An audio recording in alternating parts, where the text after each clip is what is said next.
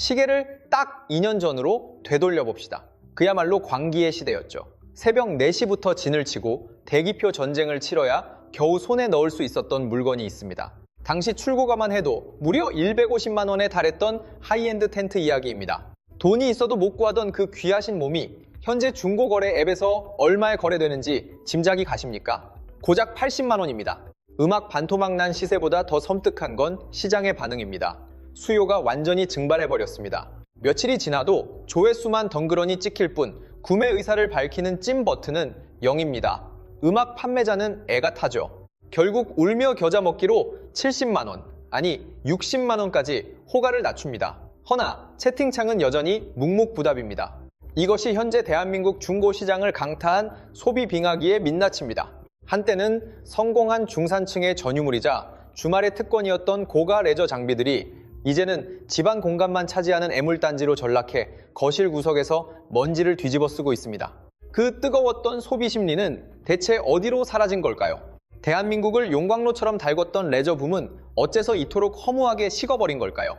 오늘 무한운전에서는 꿈이 짐짝으로 변해버린 시대, 대한민국 중산층 레저 산업의 몰락과 그 이면에 도사린 잔혹한 경제적 진실을 아주 집요하게 파헤쳐 보겠습니다. 이건 단순히 유행이 지났다는 가벼운 에피소드가 아닙니다. 우리 경제에 척추라할 수 있는 중산층이 붕괴하고 있다는 가장 확실하고도 위험한 경고음입니다.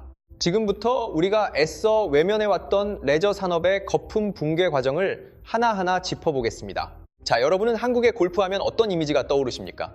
음악 성공한 사업가, 탁 트인 필드, 그리고 수백만 원을 호가하는 장비들이겠죠.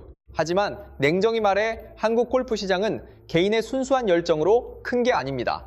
까놓고 말해서 법인카드라는 마르지 않는 샘물이 주입되면서 돌아가던 거대한 거품 경제였습니다. 음악. 접대라는 명분 아래 회사 돈으로 한 게임당 30만 원, 40만 원씩 펑펑 써대던 시절 골프장은 그야말로 땅 짚고 헤엄치기식의 호황을 누렸습니다. 음악 주말 부킹은 하늘의 별 따기였고 골프장 오너들은 소위 슈퍼갑으로 군림했죠. 허나 최근 기류가 180도 달라졌습니다. 대기업은 물론 중견기업들까지 비상경영을 선포하며 골프 금지령을 내렸고 법인카드 사용 내역을 현미경 검증하듯 옥죄기 시작했습니다. 공금으로 누리던 달콤한 파티가 끝나자마자 골프장의 객석은 썰물처럼 빠져나갔습니다. 수도권 인근의 한 골프장 지배인은 깊은 한숨을 내쉬며 토로합니다. 작년만 해도 예약 전쟁터였는데 지금은 주말 피크타임에도 주차장이 뽁합니다. 난생 처음 겪는 불경기입니다. 하지만 진짜 공포는 이제부터가 본게임입니다. 대한민국 골프 경제를 떠받치던 핵심 기둥, 베이비붐 세대의 은퇴가 본격화되었기 때문입니다. 1955년부터 63년생까지 고도 성장기를 이끌었던 740만 명의 산업전사들이 현역에서 물러나고 있습니다. 이들에게 골프란 단순한 놀이가 아니었습니다. 승진의 사다리였고 까다로운 클라이언트를 요리하는 전장이었으며 나의 사회적 지위를 과시하는 일종의 계급장이었습니다. 말단 시절부터 상사 눈치 보며 억지로 채를 잡았던 그들이 임원이 되어서는 주 2, 3회씩 필드를 누비며 인맥을 관리했죠. 그러나 은퇴 후 내 지갑을 열어야 하는 현실은 냉혹하기 그지없습니다. 은퇴자 김 부장님의 육성을 직접 들어보시죠. 현역 때는 한 달에 8번도 나갔습니다. 법인카드로 긁으니 금액에 무감각했죠. 음악, 막상 은퇴하고 첫 달에 친구들과 딱 4번 쳤는데 통장에서 120만 원이 순식간에 증발하더군요. 국민연금 수령액이래 봐야 월 150만 원 남짓인데 한 달 생활비가 골프 몇 번에 삭제된 겁니다. 등골이 오싹해지더군요. 이것이 수백만 은퇴자가 마주한 적나라한 현실입니다. 자산 가치는 폭락하고 물가는 천정부지인데 하루에 30만 원을 태우는 취미를 누가 감당하겠습니까? 결국 구조조정 1순위는 자존심이자 품위 유지비였던 골프일 수밖에 없습니다. 음악. 30년 넘게 애지중지하던 그 비싼 클럽들은 이제 중고장터에서 헐값에 넘겨지거나 그마저도 안 팔려 창고 깊숙한 곳에서 고철이 되어가고 있습니다. 자, 골프업계의 악몽은 여기서 끝이 아닙니다. 음악 더 절망적인 건 신규 유입층, 즉 다음 타자가 전멸했다는 사실입니다. 요즘 2030 세대에게 골프를 권하면 어떤 대답이 돌아올까요? 그 돈이면 차라리 해외여행을 가거나 명품을 하나 지르죠. 땡볕에서 6시간 고생하며 돈을 버린다니요? 라며 이해할 수 없다는 표정을 짓습니다. 기성세대에게 골프가 비즈니스의 필수 관문이었다면 가성비와 시성비를 신봉하는 요즘 세대에게 골프는 효율성 최악의 사치일 뿐입니다. 부모 세대로부터 자연스레 이어져야 할 골프의 대물림이 여기서 완전히 끊겨버린 셈입니다. 결국 한국 골프 산업은 법인 수요 증발, 베이비 부머의 퇴장, 그리고 MZ세대의 외면이라는 삼각 파도에 갇혀 침몰하고 있습니다. 자, 그렇다면 골프만 유독 이런 걸까요? 천만에요. 다음으로 진단할 곳은 한때 자유와 낭만의 대명사로 불렸던 캠핑 시장입니다. 코로나 팬데믹 시절을 기억하십니까? 국경이 봉쇄되었던 팬데믹 시기, 억눌린 소비 심리는 도심을 벗어나 자연으로 향하는 거대한 흐름을 만들어냈습니다. 이른바 감성이라는 명분 아래 수백만 원을 호가하는 고가 텐트와 장비들이 불티나게 팔려나가는 기현상이 벌어졌죠. 2019년 3조 원 규모였던 캠핑 시장은 불과 팹년새 5조 원을 넘어서며 가파른 성장세를 기록했습니다. 그러나 경제의 법칙상 급격히 부풀어 오른 자산은 필연적으로 조정을 겪기 마련입니다. 현재 전국의 캠핑 시장은 그야말로 버블 붕괴의 현장을 목격하고 있습니다.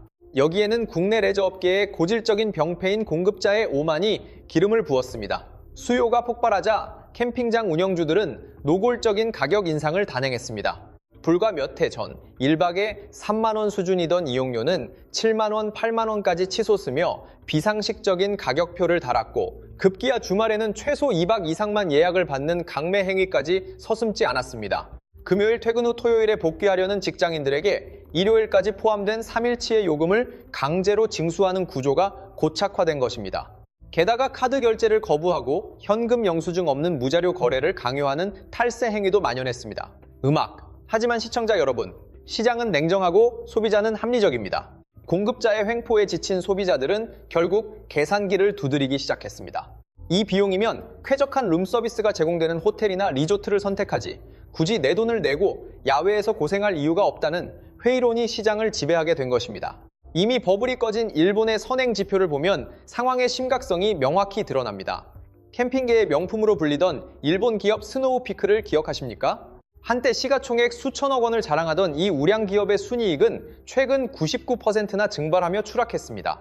일본 내 캠핑 열풍이 식으면서 중고 시장에는 매물이 쏟아지고 캠핑장들은 줄줄이 폐업 절차를 밟고 있습니다. 한국 시장 역시 이 붕괴의 사이클을 그대로 답습하고 있습니다. 지금 당장 캠핑용품 매장을 방문해보면 점포 정리와 고별 세일이라는 현수막이 걸려 있음에도 객장은 텅 비어 있습니다. 수요 예측 실패와 근시안적인 폭리 추구가 불러온 예견된 참사입니다. 그러나 이것은 시작에 불과합니다. 세 번째로 분석할 산업은 더욱 심각한 구조적 위기에 봉착했습니다.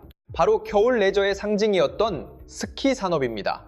현재 스키장은 기후변화와 구인난, 그리고 고비용 구조라는 삼중고에 시달리며 존폐의 기로에 서 있습니다. 최근 겨울철 기상이변을 체감하셨을 겁니다. 한겨울에도 영상의 기온이 이어지다가 폭우가 쏟아지는 아열대성 기후가 나타납니다. 강원도 산간 지역조차 자연설이 실종되어 슬로프 전체를 인공눈으로 채워야만 하는 실정입니다. 여기서 치명적인 비용 문제가 발생합니다. 제설기는 막대한 전력을 소모하는 에너지 과소비 장비입니다. 한 달 전기료만 수십억 원이 청구되는데 최근 산업용 전기요금까지 급등하면서 스키장 운영 자체가 불가능한 적자 구조로 전락했습니다.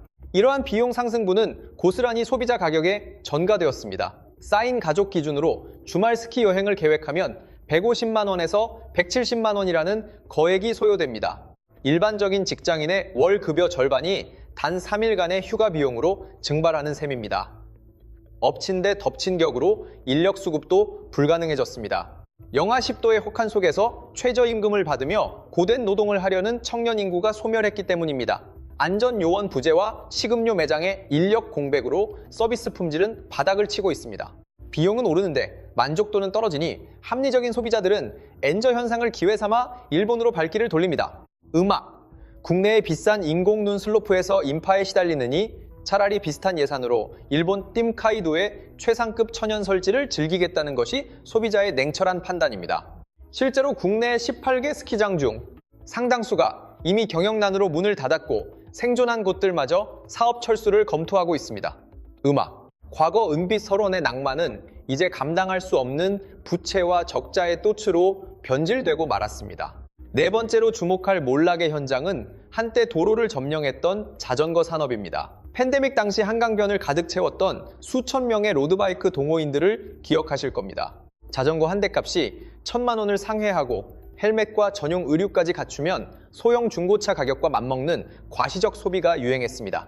자전거 제조사들은 이 시류에 편승해 가격을 천정부지로 끌어올리는 초고가 프리미엄 전략을 채택했습니다. 하지만 이것은 제 발등을 찍는 결정적인 패착이 되었습니다.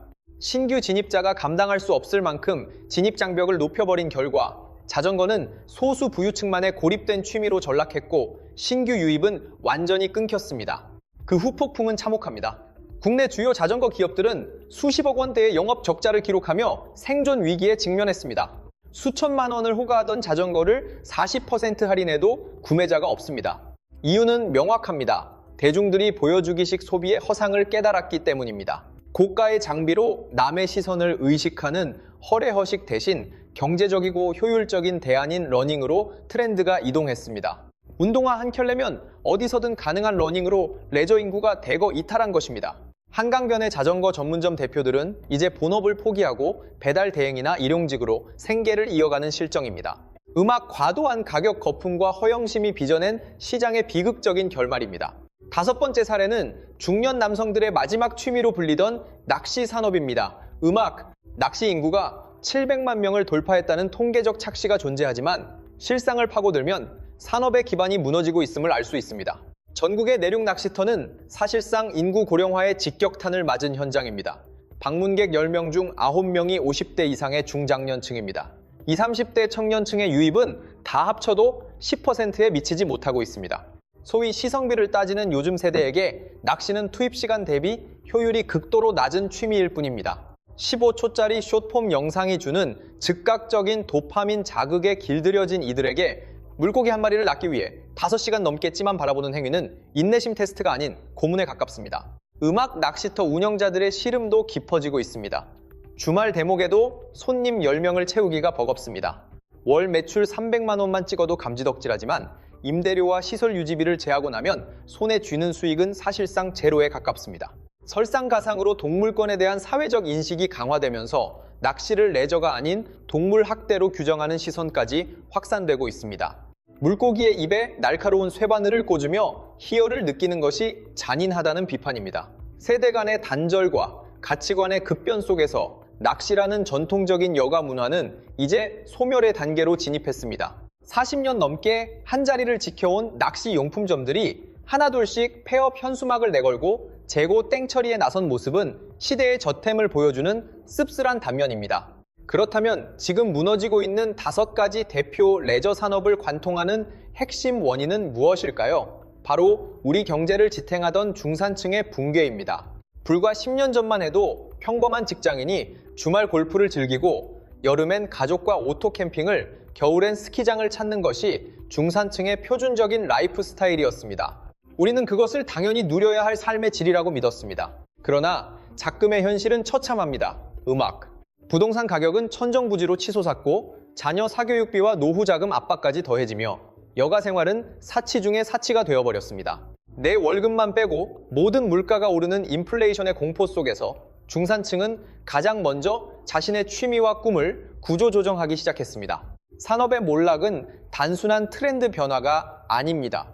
소비의 주체인 대중의 구매력이 바닥났거나 불확실한 미래에 대한 공포로 지갑을 닫아버렸다는 가장 강력한 거시경제의 경고음입니다. 허리가 사라진 모래시계형 사회에서 레저는 이제 자산가들만의 전유물이 되거나 돈 한 푼 들지 않는 맨몸 운동 같은 초저비용 활동으로 양극화되고 있습니다. 중산층이 지갑을 열어 활력을 불어넣던 대중적 레저. 시장은 거품 붕괴를 넘어 산업 생태계 자체가 사막화되고 있습니다. 시청자 여러분, 지금 댁의 베란다 창고에 잠들어 있는 골프채와 텐트들은 안녕하십니까? 한때는 행복한 주말을 약속하던 도구였지만 이제는 팍팍한 현실 속에서 처치곤란한 짐짝이 되어버린 것은 아닌지 묻고 싶습니다. 우리는 지금 중대한 경제적 변곡점에 서 있습니다. 단순히 특정 산업이 망하는 차원의 문제가 아닙니다. 우리 사회의 활력이 떨어지고 타인과 교류할 수 있는 사회적 접점이 사라진다는 것이 본질적인 위기입니다. 은퇴 후 갈 곳 없이 집에서 텔레비전만 시청하는 고령층, 가성비에 갇혀 좁은 방 안으로 숨어버린 청년층. 이들이 다시 밖으로 나와 소비하고 교류하는 건강한 중산층의 삶은 이제 다시는 돌아올 수 없는 판타지가 된 것일까요? 레저 산업의 참담한 성적표는 우리에게 묵직한 질문을 던집니다. 우리가 그동안 맹목적으로 튀었던 경제적 행복의 기준은 무엇이었으며 앞으로 우리는 어떤 가치를 지향하며 생존해야 하는지를 말입니다. 오늘 무한도전이 준비한 심층 분석은 여기까지입니다. 무너지는 중산층의 현실과 레저 산업의 붕괴를 통해 우리 경제의 어두운 이면을 짚어보았습니다. 음악, 비록 지금은 관련 산업이 혹독한 구조조정을 겪고 있지만 거품이 거친 뒤 진정으로 삶의 질을 높이는 건강한 여가 문화가 새롭게 정착되기를 기대해봅니다. 여러분의 견해는 어떠십니까? 여러분이 체감하는 실물 경기의 온도, 그리고 창고 속에 잠든 물건들의 얽힌 사연을 댓글로 자유롭게 나눠주십시오. 여러분이 남겨주시는 생생한 목소리가 대한민국 경제를 진단하는 중요한 데이터가 됩니다. 긴 시간 함께 해주셔서 진심으로 감사드립니다. 다음 시간에도 더욱 날카로운 통찰과 돈이 되는 경제 이야기로 찾아오겠습니다. 내용이 유익하셨다면 구독과 좋아요, 알림 설정 부탁드립니다. 무한도전 채널을 운영하는 가장 큰 원동력이 됩니다. 그럼 여러분, 오늘도 현명한 투자와 소비로 가득한 하루 보내시길 바랍니다. 안녕히 계십시오.